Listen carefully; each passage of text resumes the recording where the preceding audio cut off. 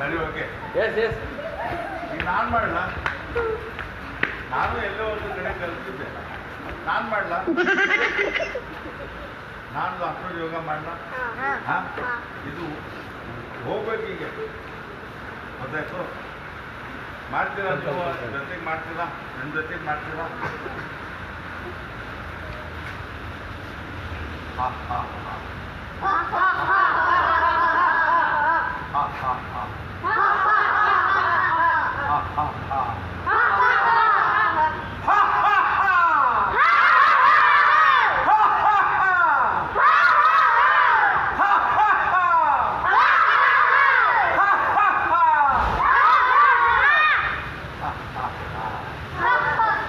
Ha ha ha!